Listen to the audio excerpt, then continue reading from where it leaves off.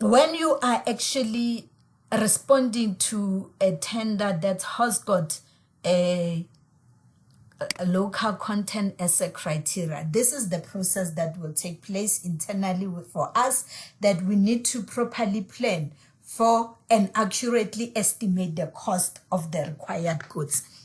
So this is gonna be done by the tendering authority, because that will assist us in knowing that is this gonna be an 80-20 or a 90-10, so that we know how to actually pitch it when we are talking to you.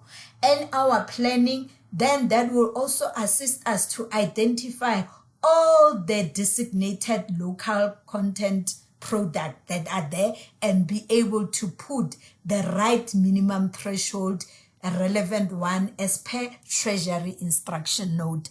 After that, we specify what falls under which designation under the SBD. So our specification, you're gonna find them under MBD or SBD 6.2. When they are not in that document, some department, because sometimes they procure more than one or two items and the form cannot accommodate a list of many items, they will normally, on that section, they will just put refer to addendum whatever. So that will be included in there. And then the declaration certificate, which will be your SBD, and the annexures will be part of the bid. So when you are responding to a quotation or you are responding to a proposal with local content, over and above all the forms that you will be receiving, you will also get this additional forms, which is the local content declaration certificate and the annexures. And then in terms of the tender process, after we received your tender documents, what is going to happen? Firstly, we check for administration compliant. Administration compliant include things like, did you send us the SARS PIN? Did you send your BE certificate? Did you complete all the forms that you were supposed to complete?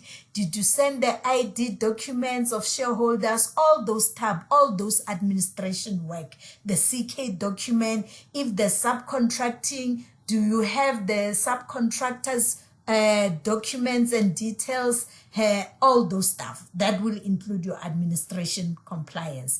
And then the next stage will be local content.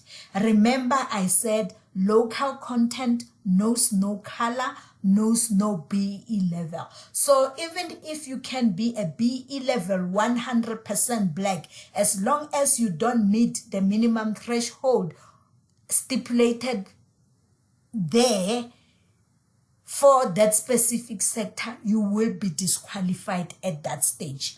It is also important that you sign all the documents that you will be submitting to us, because if you're gonna be sending documents that are not signed, it can be a disqualification for you as well.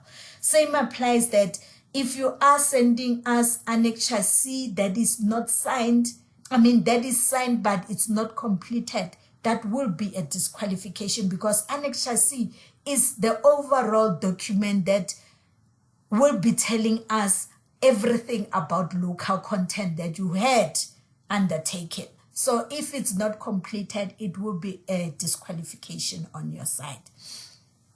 So you are also urged to keep your documents of local content for the period of 5 years, because after we received your documents, there must be some auditing that has to take place. There must be some verification that has to be taking place through the South African Bureau of Standards and our Auditor General. There are some documents that will be needed.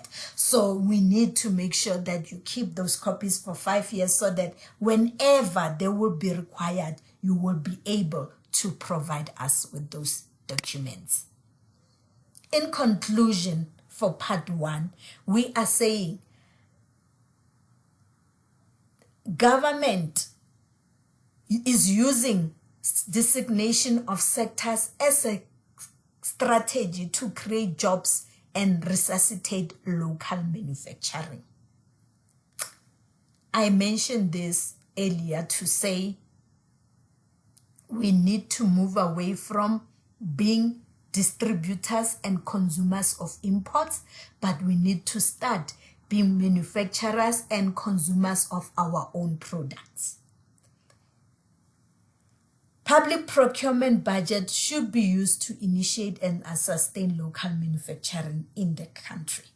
The DTI has designated certain sectors and set minimum threshold. Therefore, when we procure as government entities, we are expected to comply with those minimum threshold. You are expected as suppliers to also provide us goods that meet those standards, that meet those minimum threshold. Treasury always issue out instruction notices for all designated sectors for all government entities to comply with when they procure products and services that fall under designated sectors.